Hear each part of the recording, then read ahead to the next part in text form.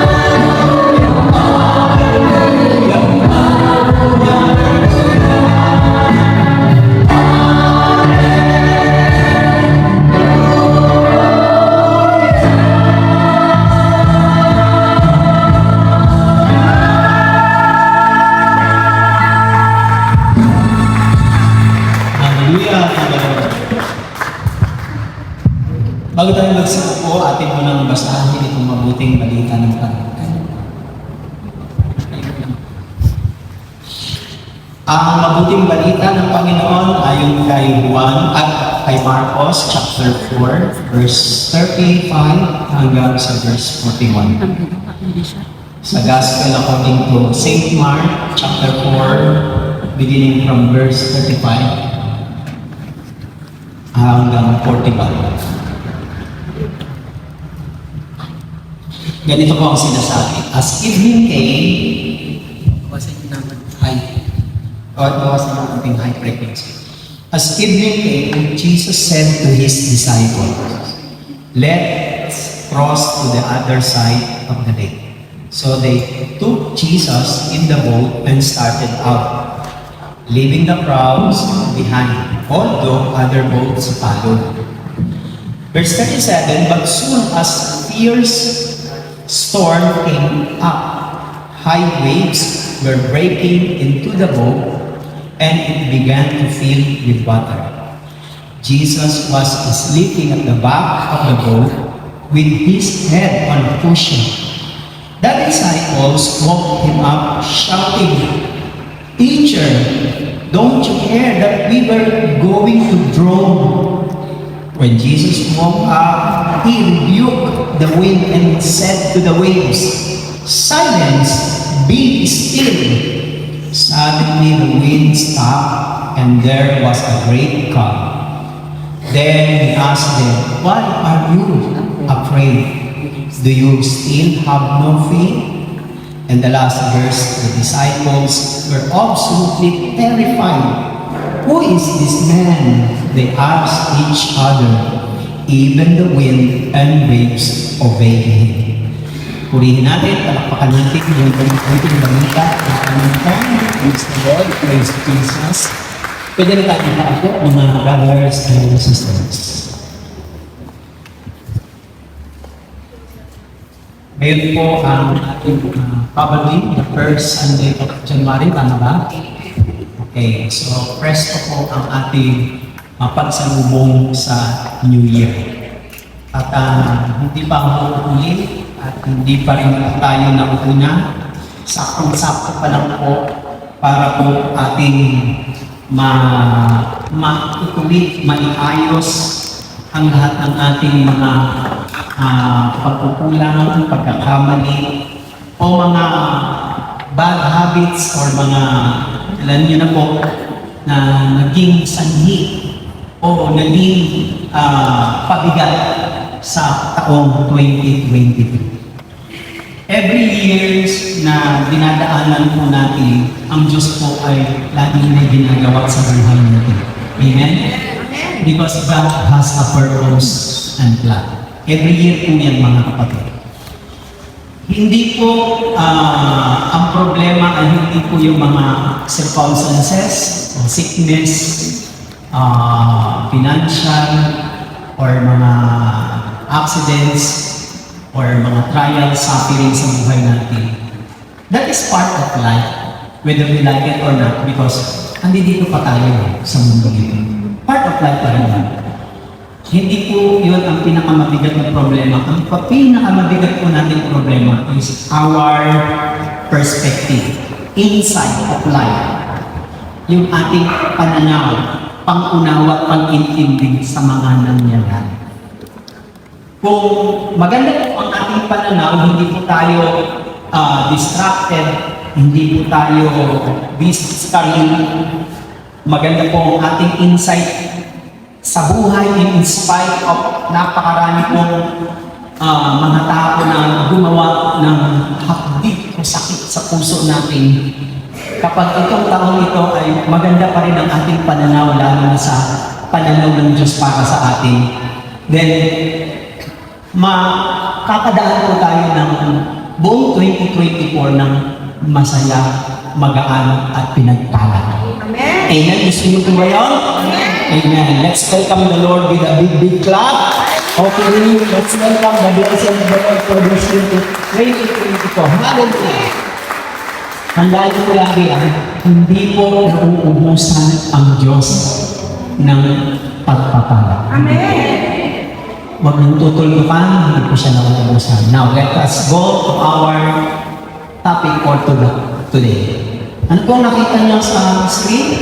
Cross server. Last Sunday, yung aking pong itinok ay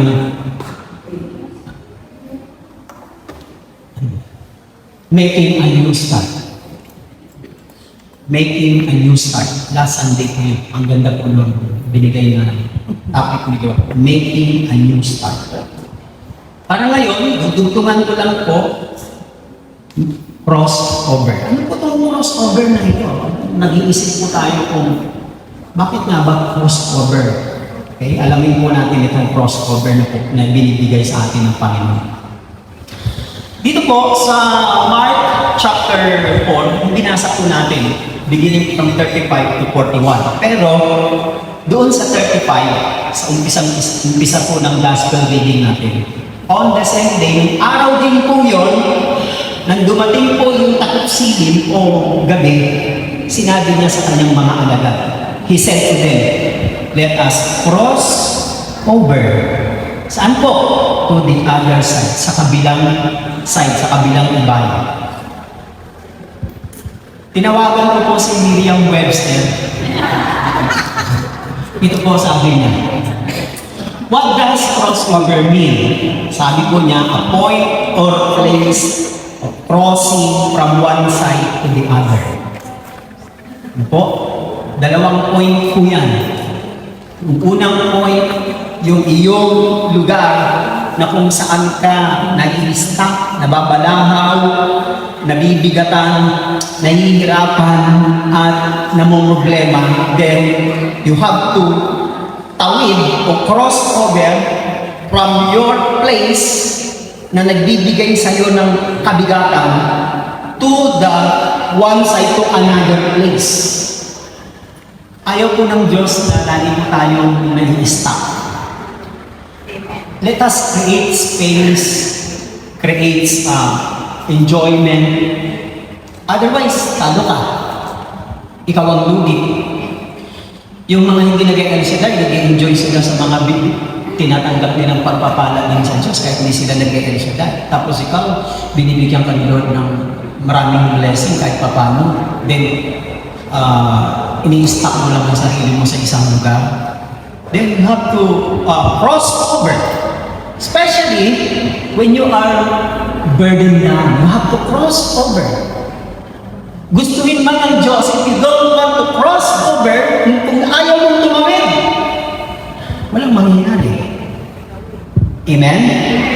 Sabi pa ni Miriam, the process of achieving success, isang proseso para kamtan ba, makamit mo ang tagumpay in a different field or style. Minsan, alam din natin kung ano yung mga bagay na hindi tayo nag-grow, nag-i-improve. Baka sa style. Kaya pala nakakarinig tayo ng style mo, bulong. Ano ibig sabihin mo? Palitan mo style mo. Palitan mo. Siguro, palitan mo yung concept. Ang pwedeng makapag-change niyan, tayo pa rin. With the guidance, syempre, ng Panginoon. Tama ba? With the help of the Lord. Halimbawa, kung nag-board na siya lagi adobo, huwag naman puro adobo, palitan mo style mo. Lagyan mo ng anghang, paanghangin mo yung adobo para mapansin ang ibig sabihin doon. Para magkaroon tayo ng mga achievements, success sa buhay natin na hindi man katulad ng mga success na nakakamit ng mga taong mayayaman at sikat sa mundong ito dahil talagang mayayaman na sila. Ang success kasi may mga level po yan mga kapatid. Hindi ka naman bibigyan ng Diyos ng isang success na hindi mo makakaya. Ibig sabihin, pagkakatiwalaan ka niya para makaya mo. The process of achieving success in different field or style. Lahat tayo may mga field.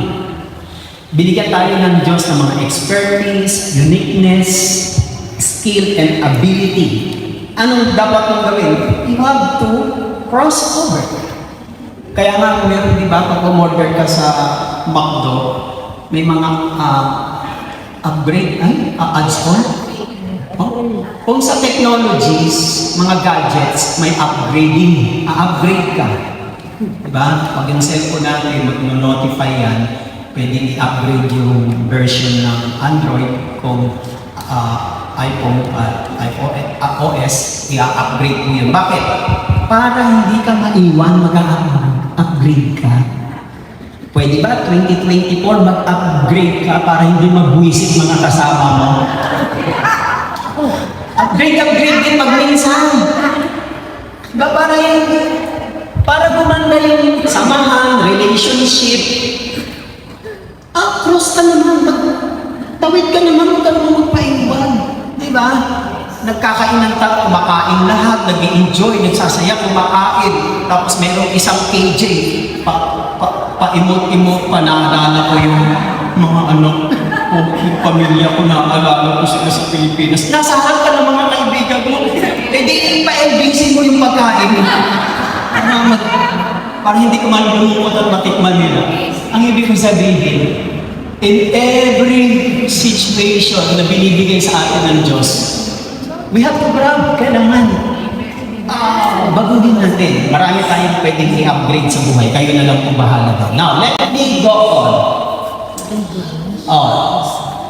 Magbibigay po ako ng 3 dahilan, 3 good reasons why we should not be discouraged even when the situations seems threatening.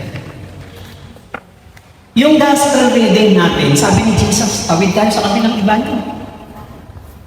At sa pagtawid nila sa kabilang ibanyo, hindi alam at inaasahan ng mga alagad na kahit sumunod sila sa sinabi ni Jesus na tumawid, nagkaroon ng malakas ng bagyo.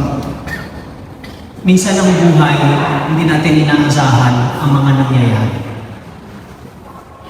Bawa, kung nabangon ka sa utang, hindi mo yan inaasahan. Pero kahit pa paano may contribution ka doon, maaaring nagkamali ka, kaya ka nabangon sa utang.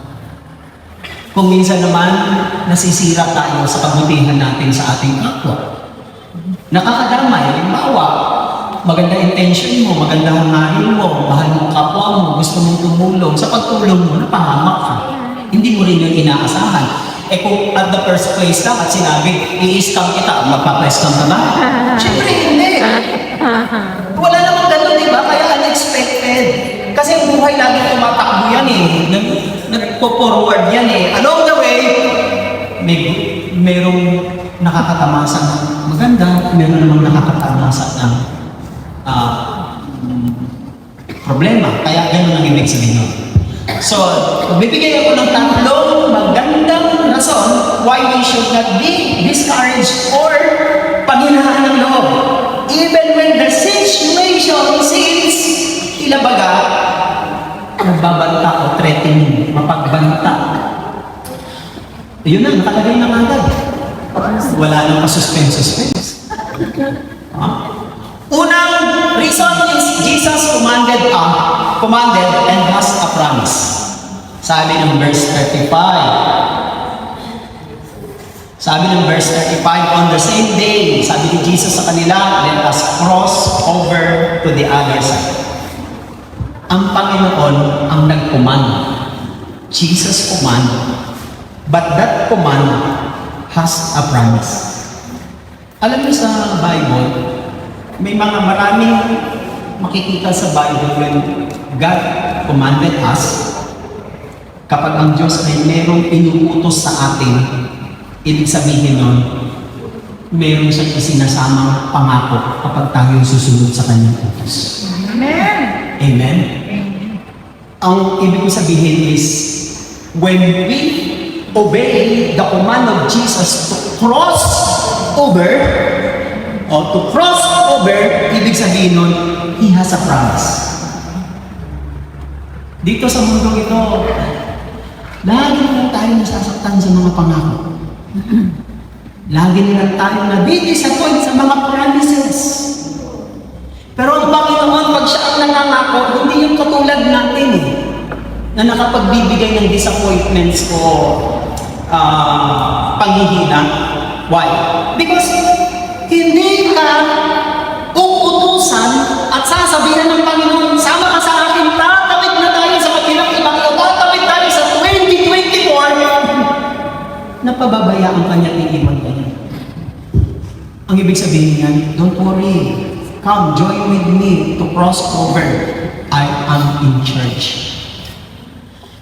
Kayo po, pag kayo po ba yung nagyayayang kumain sa labas, yung niyaya niyo po ba ang sasagot? O yung nagyaya? Ang kapal naman no, kung ikaw nagyaya, sasabihin ng niyaya mo, dapat hindi mo na lang ako niyaya, ako naman pala magbabayo. Kung sino yung unang mag-i-initiate na, tara, labas tayo, kain tayo. Ibig sabihin nun, he is in charge. She or he is in charge. Sumama ka lang Di ba? Sumama ka lang. Ibig sabihin, kung sumama ka, sagot niya yun.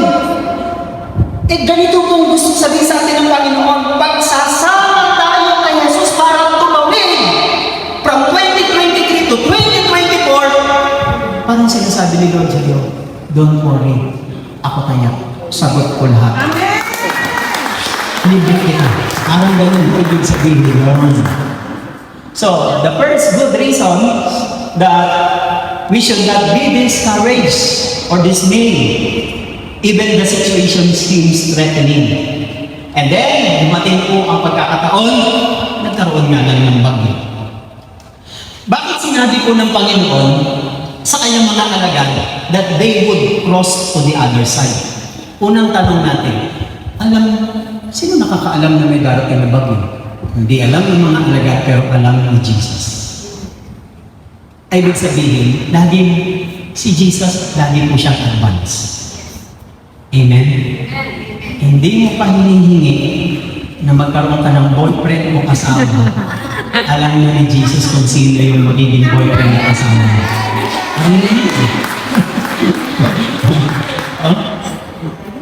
Ibig sabihin, ang Panginoon, alam niya kung may darating na bagyo. At ginamit ni Jesus yung pagkakataon sa kanyang mga alagad. Why did Jesus tell His disciple that they would cross to the other side? First is, He wanted to test their faith.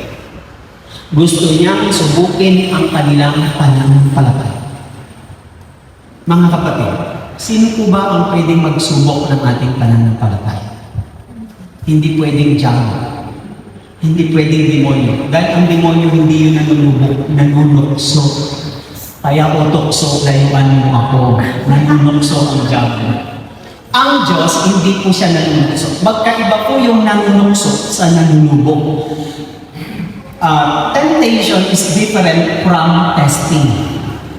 Temptation comes from Satan to pull you into sin or to make you worse. That's why he tempted you. Ang Diyos, hindi kanya pwedeng tuksoin dahil ang tukso nagdadala sa kasalanan eh. Ayaw na Diyos na magkasala ka. Kaya gagawin niya lang, hindi kanya tutuksoin. Susubukin ka na lang. Paano? Minsan gagamit siya ng employer, gagamit siya ng malapit sa iyo, best friend mo, gagamit siya ng asawa mo, minsan gagamit din siya ng anak mo, at kung minsan gagamit din siya ng mga sakit karamdaman para i-testing ang iyong faith. Amen ba? Sabi ng unang Pedro, chapter 1, verse 7, kung paano daw ang ginto ay pinapadaan sa apoy para masubok, ganun din naman ang inyong pananampalataya na katulad ng ginto ay pinadadaan sa apoy. So, ang faith pala natin sa Diyos is just like a gold. Wow! Kung meron ka palang pananampalataya, mayaman ka na. Amen. Kasi yan po ang sabi sa akin. Ang ating pananampalataya is just like a genuine of gold, pure gold. Sinusubok katulad ng isang ginto pinapadaan sa apoy para malaman kung tunay na ginto.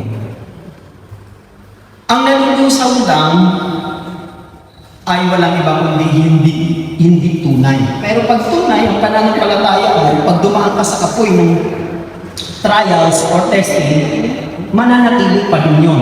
Yun pong ibig sabihin nun. He wanted to test our faith. Ito pong napakahalaga sa buhay natin because faith cannot tested, cannot trusted. Pag ang pananampalataya mo, okay na sa Panginoon. Gagawin niya, susubukin ka niya. Kaya sila tumawid sa kabilang ibayo just to test their faith. Hindi ka pwedeng bigyan pa ng maraming blessing pagpapala ng Diyos in the future or in this year if you are not tried and true or tested. Sa pamilya po, sa pamilya. Pag ang parents po ay lalabas, sino po sa mga anak ang bibilinan niya po ng mga bagay na importante o delikado? Lalo na sa mga kalan, sa gas, sa kuryente, at kung ano pa mga mahalaga. Hindi po doon sa bunso, sa panganay. Bakit? Kasi po yung panganay po, yun ang subok niya na. Kaya na yun. Parang ganito rin po eh. Hindi ka bibilinan ng Diyos at pagkakatiwalaan ng kanyang biyaya at pagpapala if your faith is not tested. Faith cannot tested, cannot trusted. Kaya pala ganun. Lord, ang tagal-tagal ko na po nang pinure. Bakit hindi po ako pinagkakatiwalaan na ako maging mayordomo dito? Ako maging chief dito at ako ang maging head dito. Ang tagal ko na ako. Lagi na naman puro. Alam niyo ba kung bakit di tayo po-promote? Tanungin na muna natin. Kati-kati wala na. Parang bakit pati makinggan, ano? Katiwal. Napapagkatiwalaan na ba ako? That's the point. Kaya pala hindi ka binibigyan ng Diyos ng maraming blessing. The question is, walang problema sa blessing ng Diyos. Ang problema, trusted na ba ako? O madali akong bumigay? Hello, sa mga madaling bumigay. Yun pong question dun eh. Faith cannot tested, cannot trusted. Tama ang sabi ni Jesus sa Luke chapter 16 verse 10. Whoever can be trusted with very little can also be with much. Yung napagkakatiwalaan daw ng maliit na bagay, pagkakatiwalaan sa malaki. Bakit kaya ganon? Ang Diyos, pag tinitesting ka niya, hindi sa malaki, sa maliit lang. Kasi pag pinagkatiwalaan ka kagad ng Diyos ng malaki, baka magkaroon ka ng hydrocephalus. Kaya maliit lang. Kasi kapag maliit lang, pag susubukin ka ng Diyos sa maliliit na bagay, titingnan ka niya kung matyaga ka. Kung nagpe-persevere ka. May mga tao pag maliit lang binigay, maliit lang pinagkatiwala, bumabagal, nag-i-slow down, hindi ginaganahan, nawawala ng atas. Kasi maliit lang. Kaya lagi nila prayer, Lord, bigyan mo ko ng siya, bigyan mo ko. Hindi ka ipopromote ng Diyos at lalakihan ng ang sweldo mo ng lalakihan, dadagdagan ng employer kung hindi ka mapapagkatiwalaan. Maliit lang na bagay. Alam po, ano po ang sumisira sa buhay natin? Sa mga maliliit lang na bagay, kaya lumalaki ang problema. Sabi yan ng napakalinaw po ng ano na po yan, Luke chapter na yan, verse 16, verse 10. Whoever dishonest with very little will also be dishonest with much. Kung sa maliit lang na bagay, pagkatiwala sa iyo, hindi ka mapasahan, eh di lalo na kung malaki na ipagkakatiwala sa iyo.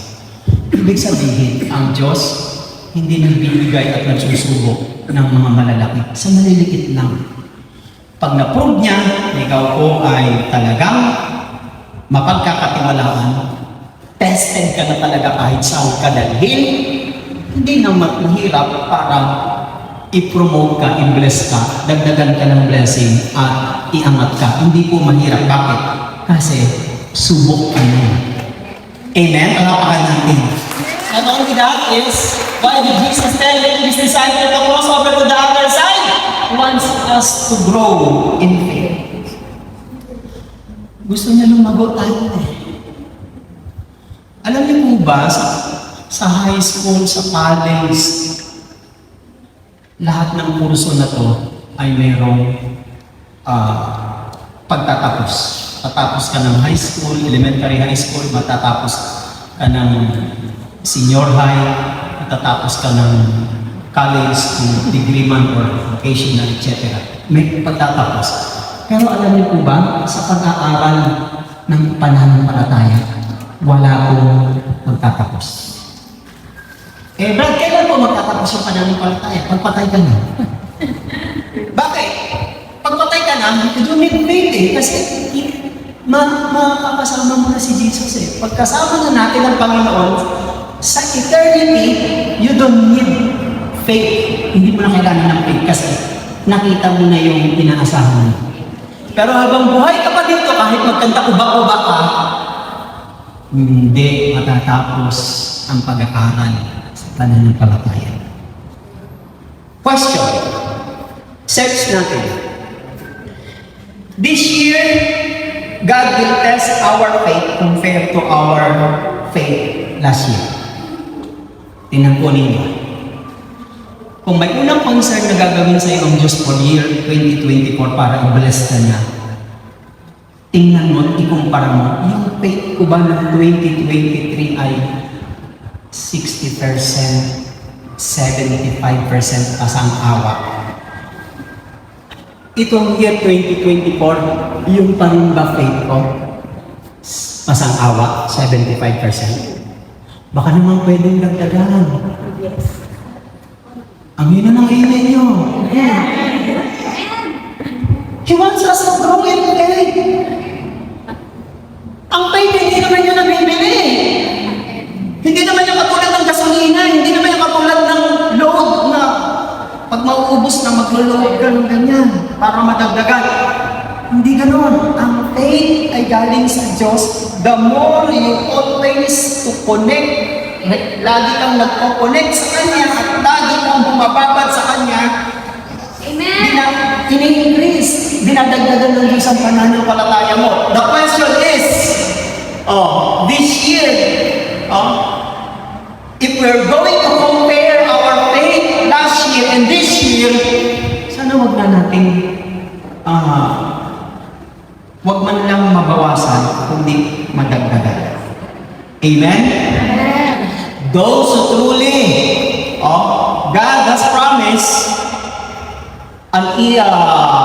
hindi po siya nangako sa atin ng madaling pagbibiyahe, paglalakbay sa pananampalataya, pero nangako siya ng siguradong makakatawid at makakalampas sa mga challenges ng buhay.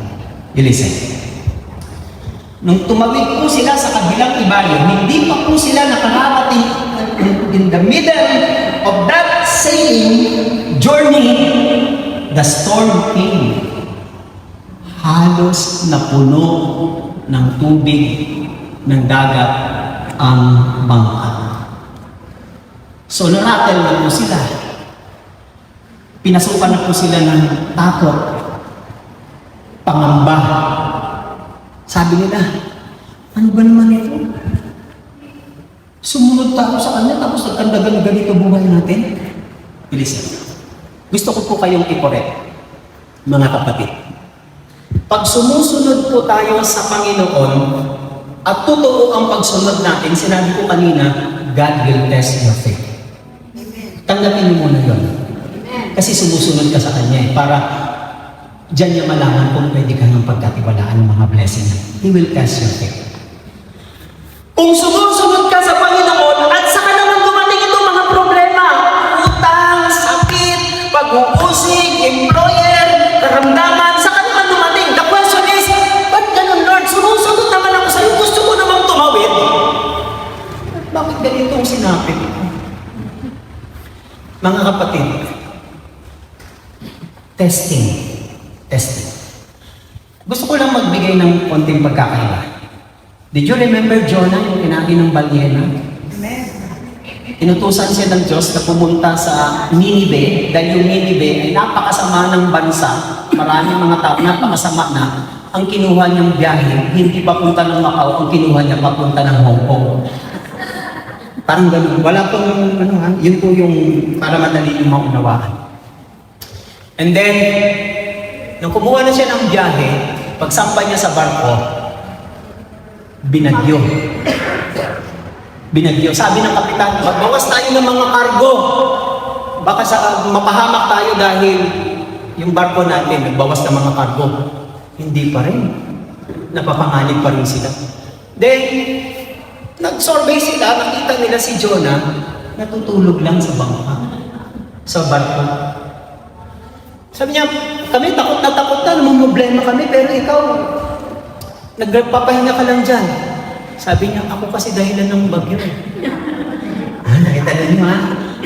Kaya tayo binabagyo, ako ang dahilan. Bakit naman kami binabagyo na ikaw ang dahilan? Kasi, sumuway ako Listen. Magkaiba yung binabagyo ka ng mga problema, pagsubok, financially, sakit, karamdaman ng pag-uusig dahil sumuway ka, kaysa binabagyo ka dahil sumunod ka. Malaking pagkaiba. Saan kayo sa dalawa? Tingnan nyo, nalito na kayo.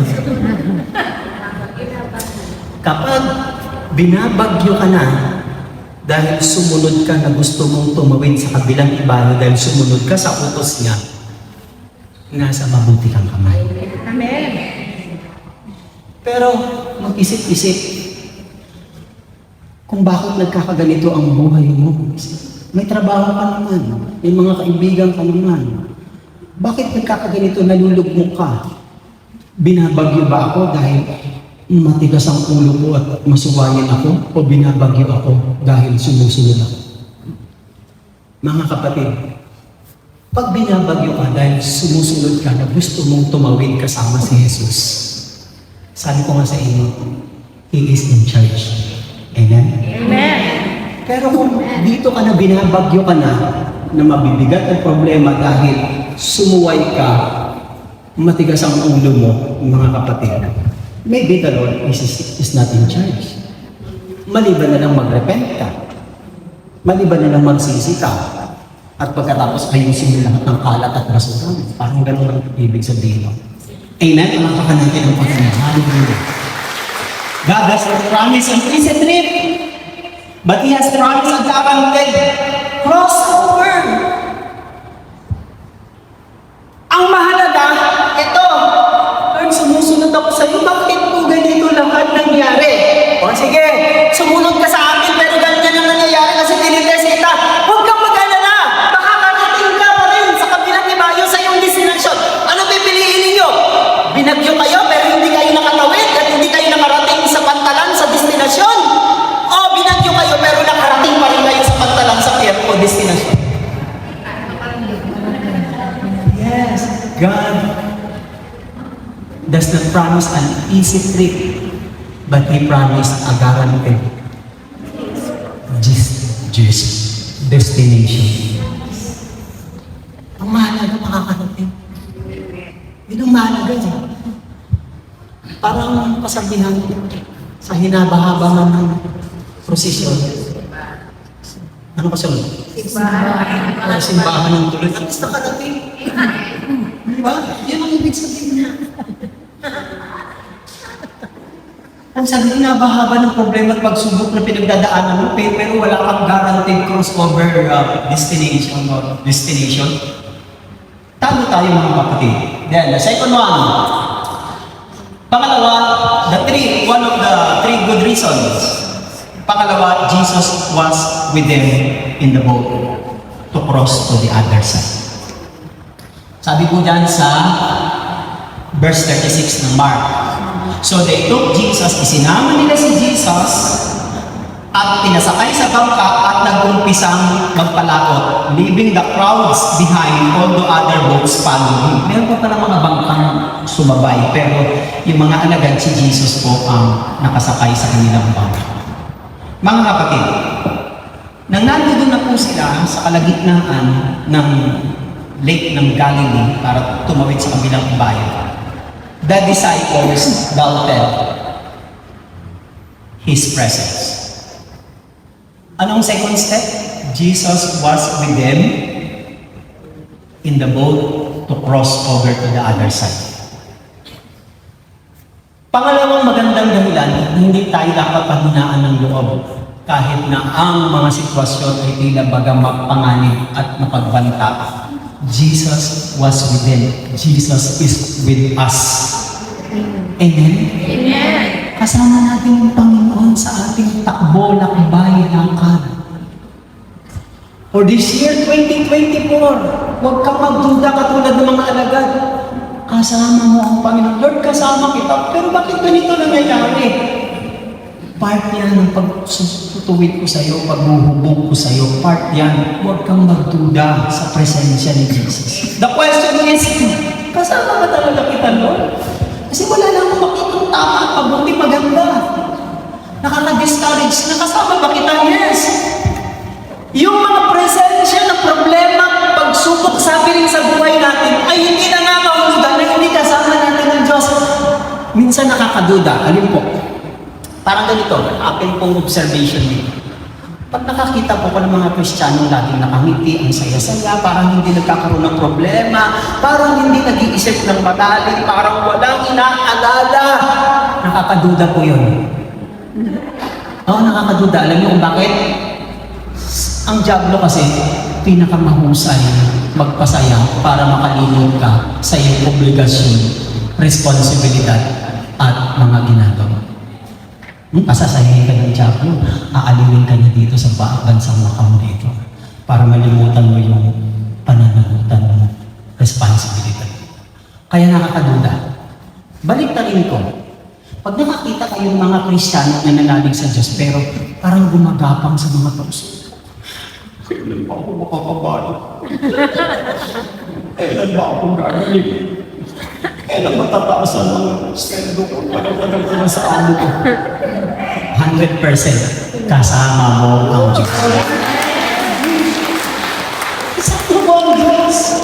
100%. Sabi po ng Bible, sabi ng Mark 38, Jesus was sleeping at the back of the boat. With his head on a cushion. Kasama nila ang Panginoon sa bangka. Mas madali nilang maramdaman ang bagyo, ang alon at hangin na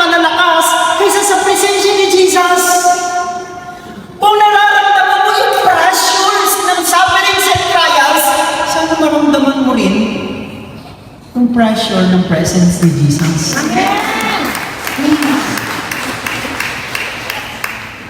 Sana naman mo, Lord. Salamat. Kahit may mainit itong mga problema at pagsubok ko, pero salamat, Lord.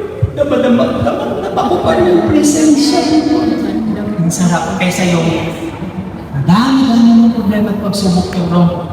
Parang susuko ka na kasi hindi mo nararamdaman yung presensya ni Jesus. Ang mga alagad, kasama namin nila si Jesus, hindi pa rin nila madama na presensya ni Jesus. Di ba? Napakalaking kakulangan yun. Sabi mo na sa Panginoon ka, naglilingkod ka sa Panginoon, tapos hindi ko nadadama ang kanyang pagsama. Balik ka na lang doon sa lumang buhay. Balik ka na lang sa dati mong gabi. Para sigurado hindi mo mararamdaman ang pagsama. Kaya nga mga kapatid, when Jesus is with us, life will not be drawn. Tandaan niyo po. When Jesus is with us, life will not be drawn. O ilology ko kayo. Kasama mo si Jesus. Kasama mo siya. Sabi mo, Lord, mahal mo ako, kasama mo ako. Kung kasama mo si Jesus, tapos lumubog yung bangka nyo, di lubog din si Jesus. Kasi kasama mo siya eh. Tama ba? Kung ako naman si Jesus, kasama kita, ayaw akong malubog. Di kung ayaw kong malubog dahil kasama kita, hindi ka rin lulubog. Tama ba? Yun ang lagay natin sa isip natin. Kapag lumulubog tayo, pinapahiya natin ang Diyos. Imagine, misunderstanding lang, conflict lang, pag-aaway lang, problema lang, sakit lang, lumulubog ka na. Hindi ba nakakahiya sa Panginoon? Sasabihin sa iyo ng Panginoon, anak, langoy, gumamit ka ng sulbagila, like this, nakakahiya yan. Dala-dala pa naman natin ang pagiging El Shaddai natin. Sasabihin, yan ba nag-El Shaddai? Parang mas pa sa amin, mabuti na lang. Di ba nakakahiya? Kailangan ganito eh. Kailangan, kahit mayroong kang problema, huwag mong hayaan yung sarili mo, ilubog ka ng problema. Kung maaari, lumutang ka, sumayaw ka sa ibabaw ng problema. Sabi ni Freddy Aguilar, kawanan mo ang yung problema. Diba? Ang naman eh, hindi yung nasa ilalim ka ng problema. Dapat, may problema, hindi naman mawawala. Pero, dapat nandun ka sa ibabaw, parang nag-float ka na. Parang may sumbagita ka lang nag-float ng ganun pagaling-ganun. Hindi halata. Hindi halata. Pero kung problema ka, pero nasa ilalim ka ng problema, halata ka. Yung daw mga nag-i-el siya dahil, ayoko, hindi na lang kami mag-i-el siya dahil kung hindi na magiging itsura namin. Kailangan, When Jesus is with us in our life, we will not be drawn. Sabi ng kinakanta natin ng kasama natin ng Diyos. Ano yung kinakanta natin ng kasama natin ng Diyos? Dumaan ka man sa ilog, sa deep waters, ay hindi ka malulunod. Dumaan ka man sa apoy, hindi ka masusunog. Bakit? Kasama mo ang Diyos.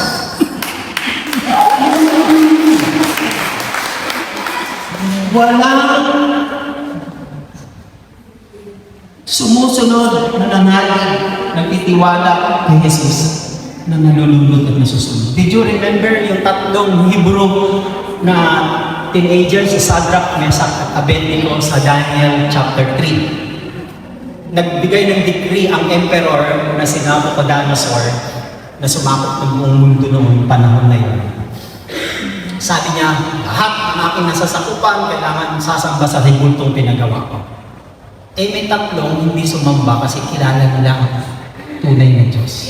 Lahat nakayukod na, lahat sumasamba na, may tatlong nakatayo yun sa gitnang-gitna ng napakaraming tao na lahat na nakayuko at sumasamba.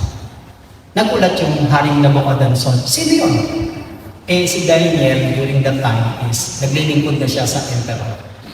Mga ano po yun, mga ka-prayer partners ko. Bakit ayaw sumunod sa utos ko, sa decree ko? Pinakuha sila at hinulog sa pugon na 7 beses pinanibig. Yung parang death penalty ng Babylonian Empire, meron po silang pugon. Tapos meron silipan doon sa pugon para makita yung sumuway sa kanyang utos ng emperor ay masusunog doon sa apoy. Itinalian yung tatlo at hinulog sa pugon. Alam niyo po ang sinisilip ng hari, sabi niya, sa dali-dali. Di ba tatlo lang ang hinulog natin? Opo, matari. Eh, sino yung nasa gitna na nakaputi? Nagulat sila. And that is the presence of Jesus. The presence of God. Alam mo, hindi sila nasunog. Ha? Inilabas mo sila sa pugon. Inilabas sila sa pugon yung kanilang damit. Pati buhok, pag sa sunog kasi ang pinakamadaling masunog. Buhok eh. Hindi nangamoy pusok at hindi sila nasunog. Umanga yung emperor at ang sabi ng emperor, sambahin natin ang Diyos ni Shadrach, Meshach at Abednego. Bakit? Kasama mo na ang Diyos. Yes. Patunayan mo na kasama mo ang Diyos. You will not be burned and you will not be thrown. Yan po ang ibig sabihin na. Pagkasama natin ang Panginoon, when we follow Jesus, He has a promise to never leave us or forsake us. Hebrew 13 verse 5 and 6, let your conduct be without covetousness. Be content, makontento kayo sa mga bagay na meron kayo. For He Himself said, sabi niya, I will never leave you nor forsake you. So we may boldly say, buong lakas natin sasabihin, the Lord is my helper, I will not fear. What can man do to me? I will never leave you nor forsake you. Hindi ka niya iwan bababayaan. Believe me, brothers and sisters, napakarami kong pangyayari sa Bible ng mga nanalig sa Diyos na kahit dumaan sila sa apoy, sa dagat ng malalalim, hindi sila pinabayaan ng Diyos. Mahalaga, hindi ka pinabayaan ng Diyos. Amen. Minsan piling mo, lugi-lugi ka na. Minsan piling mo, na-insecure ka na sa sarili mo.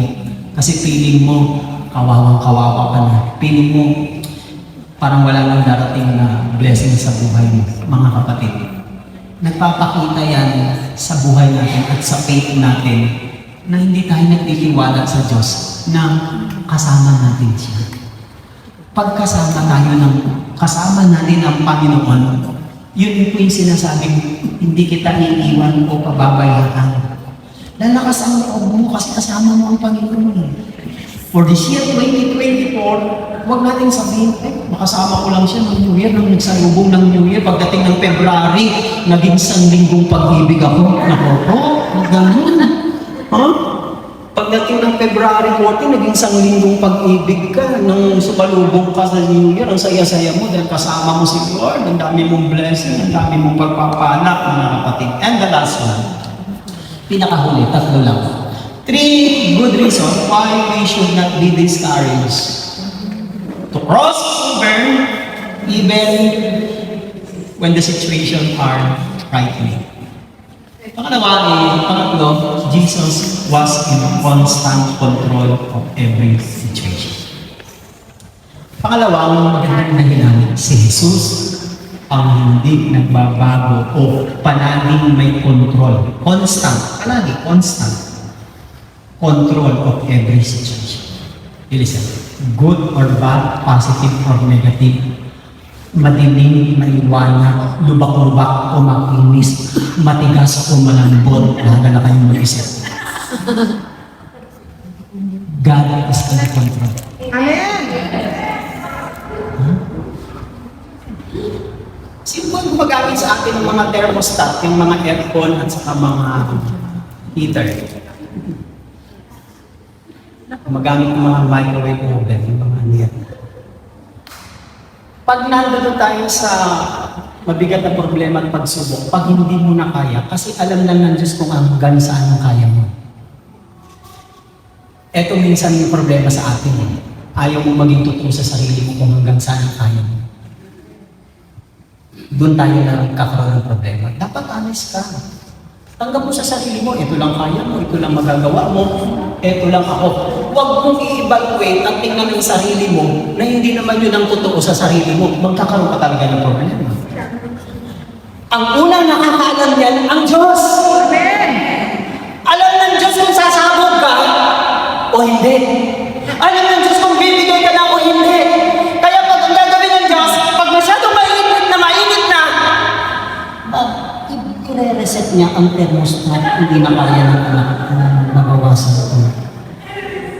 Hanggang kaya mo, dadagdagan ng Diyos ng dadagdagan ng thermostat. Thermostat, it does not change, it regulates things. Magkaiba yun, ha? Kaya, iba yung, ang thermometer, it does not regulate, nire-record niya yung temperature mo. Yung thermostat, pag umiinit, pwedeng i-regulate. Ganyan ang Diyos, nire-regulate ka niya. Kasi siya may control eh. Siya may control. Pag mataas na yung lagnat mo, gagawa ng Diyos ang paraan para bumaba.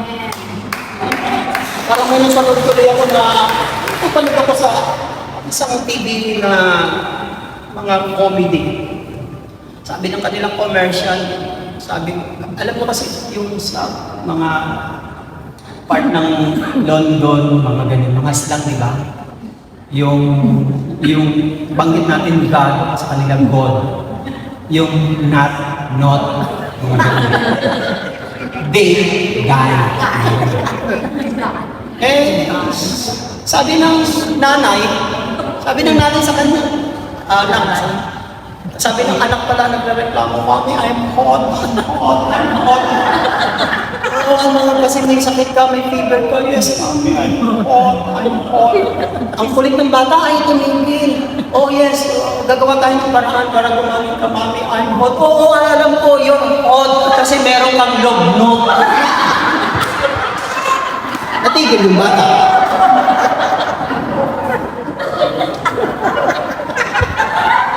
You're hot? Because you make ang lognot. Yes. The Lord is in control. Pag hindi mo kaya, babawasan mo. Pero hanggat kaya mo, nire-regulate lang yung Panginoon. Nagkakaroon tayo ng mga wisdom sa mga gamit natin. Diba? Ang plot natin, ang disenyo ng plot natin, napakalamig. Lipat kayo sa ibang plot. Ang pinili sa plot natin, kasi nagpapalamig eh. Nagpapalamig, tatayo yung bumag mo, tatayo mo lang yung bumag. Nagsawa mo sa kapatay ng ilaw mo sa kami babae. Ako'y nagtataka, siguro yung nandun sa flat babae yun. Ay, pinagkuhan ko ah. Hindi pa ako natataka. Well, siguro mga ligaw lang yun, mga ligaw ng mga spirits, gano'n. Siyang nagre-regulate, siyang nag-ano eh, Mark 4. He got up and rebuked the wind. Hindi na nila kaya. Imagine mga fishermen, natatakot na dito, hindi nila kaya. Tumayo si Moses, deregulate niya, sabi na, quiet, tumigil ka, tumahimik ka. The wind died down and it was completely calm. The question, nagdanalit ang bagyo bago ni-rebuke at pinahinto ni Jesus ang bagyo. Bakit sabi ng verse 39, why Jesus was completely calm, nagngangalit ang panahon, si Jesus naman ay panatag na panatag ang kalooban at nagpapahinga. Why Jesus was completely calm and resting, but the disciples were frightened. Nakita niyo magkaibang reaction? Kaya sabi ko kanina sa introduction ko, hindi problema yung mga bagyo trials, problema sa kahirapan. The problem is our reaction or pananaw. Nasa pananaw mo na lang yan ang makakapagpabago sa iyo. Ang mga alagad at si Jesus ay parehong binagyo. Ganang dunod si Jesus. Pero si Jesus, panatag lang ang mga alagad, takot na katakot. Why? Mga kapatid. Una, hindi ako pupunta sa alagad, punta na lang ako kay Jesus. Una, because Jesus shows to His disciple that God is in complete control. Ang Panginoon ang may control. Hindi nyo man makita, hindi nyo man madama, hindi nyo man maintindihan.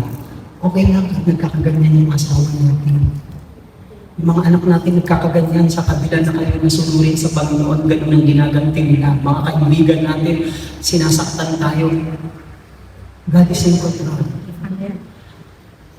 Pag ang tao ay nawala na sa control, papasok ang Diyos, siya ang mag-take over, siya ang mag-control. Amen. Ang bansa natin ngayon ay nagsishipwreck. Ewan ko kung nakakapanood kayo sa YouTube, ha? Delikado ang kalagayan ng bansa natin. May problema sa politics. Hindi ko i-share dito. But, tayo mga nandito sa Macau, huwag kayong madi-discourage. Kung sinasabi ng ating bayan, ng ating gobyerno, na ang mga OFW, ang mga bagong bayani, baka ma-discourage kayo sa kalagayan ng ating bansa, nagsishipwreck, mga kapatid. Kung meron tayong faith, kahit nagkakaganyan ng bansang Pilipinas, God is in control. Pag hindi na kaya natin, hindi na kaya ng iba, God will take over. That's why Jesus takes over. Sandali lang, ang gugulo ninyo, hindi kayo magkaintindihan. Ako na. Tigil, kumalma kayo. Na-control. Napapansin po ninyo? That God is in complete control. And He was truly secure in God's will. Nagkakagulo! Natatalanta dito, hindi alam ang direction, hindi alam ang gagawin, hindi alam ang desisyon. Ang Panginoon, He was secure. He is safe. Ligtas pa rin siya. Knowing that God is in control. Yan ang ibig sabihin. Paano niyo po malalaman na panatag kayo, may kapayapaan kayo? Paano niyo masusubok? Ceasefires does not mean absence of war does not mean peace. Hindi po. Malalaman niyo lang na kayo po ay panatag at may kapayapaan kapag nasa gitna kayo ng bagyo. Amen? May oras pa ba ako? Ginaganahan ko kasi ako. I remember na maasain ako sa Dagupan, Pangasinan, 2010. Isang taon ko. Merong piyesta na pinagdiriwang ang Dagupan, Pangasinan na Gilong-Gilong. Who knows that word? Gilong-Gilong. Hindi giling-giling. Giling-giling hindi po. Gilong-Gilong. Kasabay ng Bangus Festival. Mga tribes po yun na magda-drums ng mga maskara, etc. Parang sinulog, parang maskara sa Bacolod. Yung opisina ng El Shaddai, nandun kami sa may private road na malapit lang sa palengke ng Dagupan. Hindi dinadaanan ng mga biyaheng pang publikong jeep. Private yun. 3 apartment po yun, nasa gitna kami. Merong isang grupo na doon nag-practice sa kalsada ng kanilang mga drums. Di ba maingay yun? Nagpa-practice po sila mga 9 o'clock ang gabi. 9 o'clock. Ang nag-i-stay doon sa office ng El Shaddai Dagupan, ako, assistant ko, at saka yung 3 local preachers. Nung mag-umpisa na sila, 1 month yun bago magdating ng final ng contest na.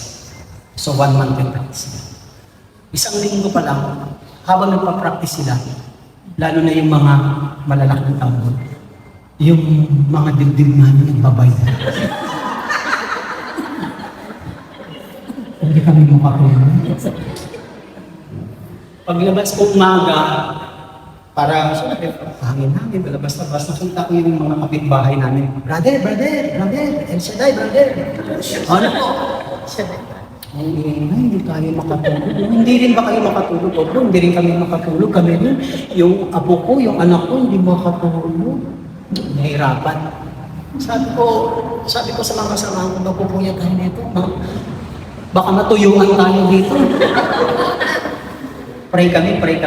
Ang prayer namin ganito, Lord, gawin niyo po yung mga tambol na parang pangpatulog namin. Gawin niyo po anesthesia yung mga tambol, yung mga palansang ng simbal, etc. Second week approaching na matatapos na ang kalagitnaan ng second week. Paglabas ko, umaga kasi pag lumalabas umaga, sila nagwawalis. Oy, brother, kamusta po kayo? Kami po, okay naman kami. Binalik ko sa kanila, kayo naman po, kamusta na kayo? Kasi may 2 pa tayong linggo 1 buwan daw po ito Brother, hindi kami makatulog talaga. Magre-reklamo na kami sa barangay. Kayo naman po. Naku, sarap po ng tulog namin. Napakasarap po ng tulog namin. Hindi na po sila nakatulog. Paano nyo malalaman na genuine ang inyong peace of yung kapayapaan at kapanatagan? Kapag nasa gitna kayo ng magulong kapaligiran.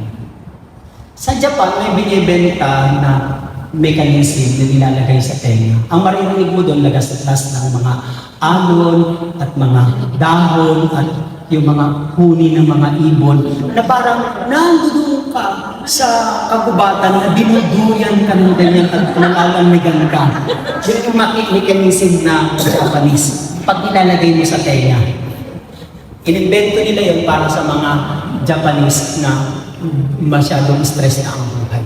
Pero pagkatapos mong tanggalin, magulo na naman ang buhay. Ganun pong ibig sabihin mo, mga kapatid. Jesus showed that God is in complete control. Maliban na alam natin na ang Diyos ay may control, hindi ka magkakaroon ng kapayapaan at pagtitiwala sa Kanya. Imagine si Jesus natutulog lang, nagpapahinga lang. Bakit? Kahit naman anong gawin mo sa buhay mo, kung ang Diyos pa rin ang may hawak at may kapamahalaan, hindi niya ipapahintulot sa buhay mo yung makakasama sa iyo because He is in control. Yun ang ibig sabihin nun, mga kapatid. Sabi ni Jesus sa mga tubig at waves and the wind, nagngangalit. Sabi niya, tumigil kayo, pumalma kayo, huminto kayo. Huminto, tumigil, nang sinabi ng Panginoon. Ano pong ibig sabihin doon?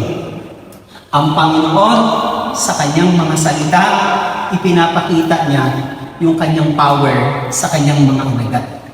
Kung hindi makokontrol ng iba at hindi rin natin makokontrol, only the power of the Word and the authority of Jesus can control every situations na nagkakaroon ng problema sa buhay natin.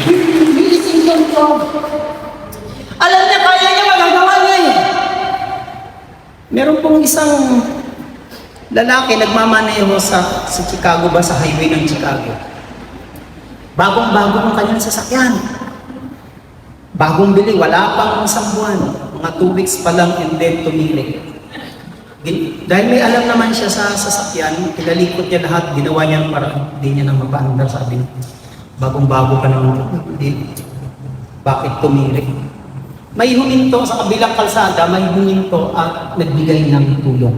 Nilapitan siya ngayon. Sabi, anong problema? Nagtataka ako, bagong-bago, pero ayaw naman umandar, ginawa ko na lahat, hindi ko naman magawa. Hindi ko na kaya.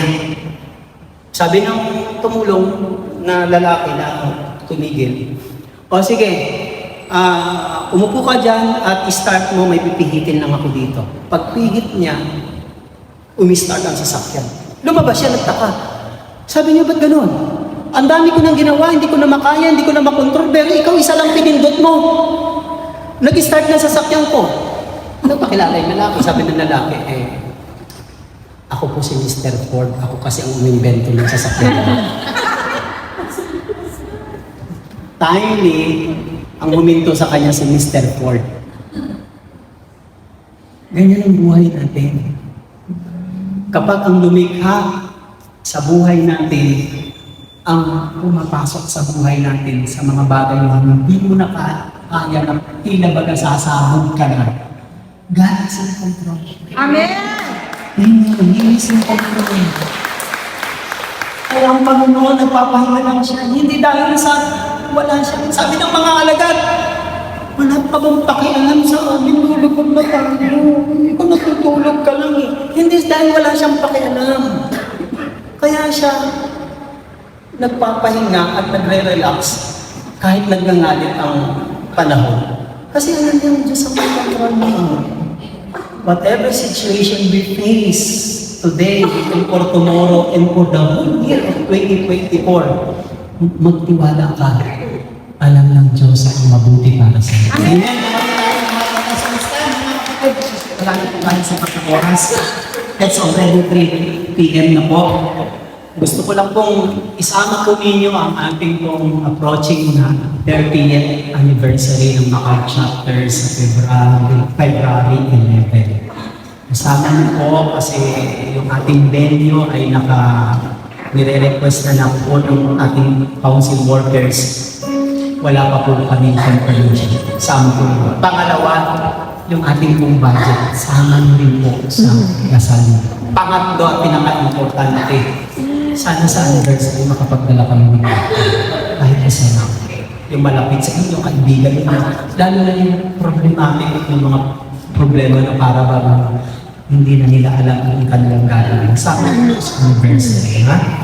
Yan pong tatlong bagay na. Taas po natin ang ating prayer request. Panginoong Diyos, salamat po sa mga salita po ninyo na nag-inspire po sa amin na magpatuloy. For this year 2024, Panginoon, would you mind, Lord, linisin niyo po ang aming puso at isipan. Turuan niyo po kami kung paano po tumutok sa inyo.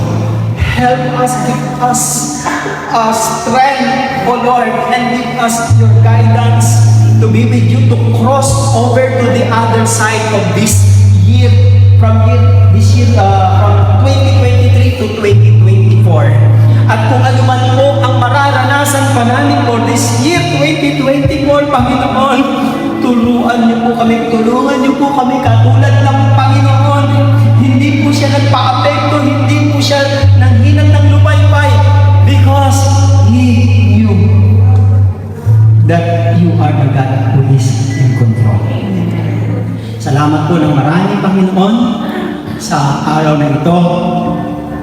Uuwi kami, lalabas kami, punong-puno kami ng pag-asa at lakas.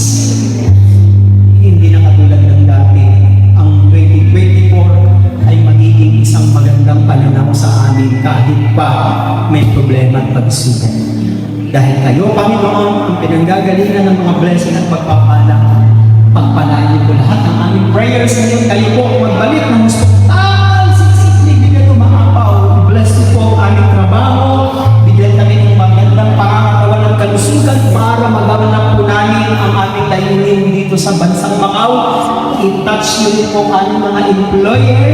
Patuloy niyo po igawad sa kanila ang inyong biyaya at pagpapala upang kayo po ay maluwalhati sa kanilang buhay, sa aming buhay, na makikita po nila at i-bless niyo rin po ang aming mga loved ones sa aming bansa at ang kalagayan ng aming bansa.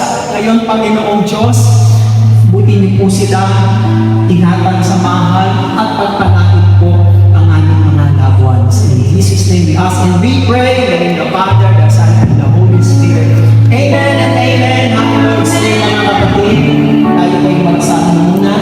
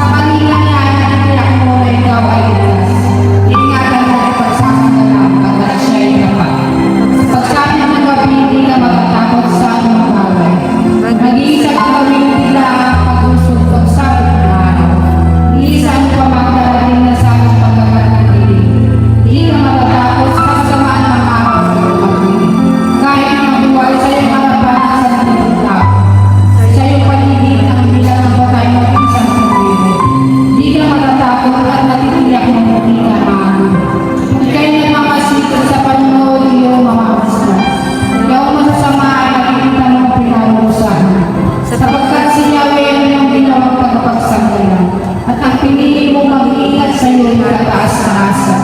Di mo abutin kay mapahama at walang ganatan. Kahit ang uri ng paghihirap sa iyong tahanan. Susugurin niya ang maraming anghels na nasusubaybay.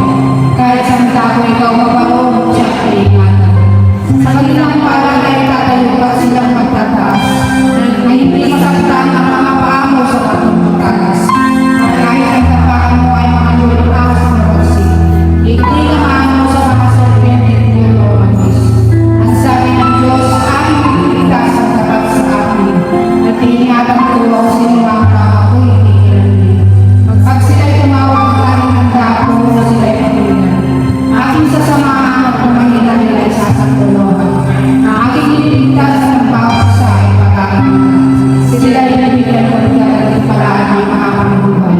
At nakabitiyak ng kakaroon nila ay kahit maaaring pilit ko ang langit hindi ko magkakaroon. Maaaring magpadala ko ng mga paralang na pagsalantayin ng buhay. Maaaring talaga ng Diyos sa aking bayan ang sana. Ngunit sa sandali ang bayan ito na aking pinili ay mananalangin. Hanapin ako at kaligtaan ang nasasama. Lilinihin sila. Patatawarin at ibabalik ko sa kanilang lupain ang pagkumasaya sa kasalanan. Ito ang mga salita ng Diyos sa langit ng Diyos. Sa ngalan ng Ama, at ng Amin, God bless us all. Thanks.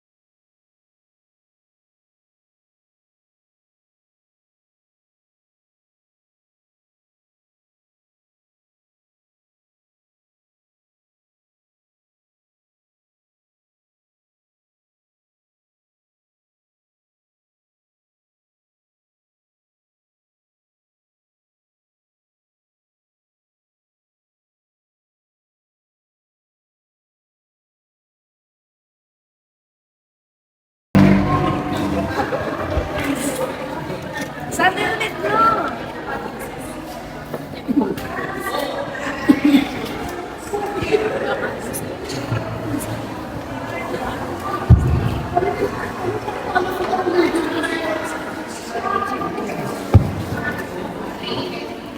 Sa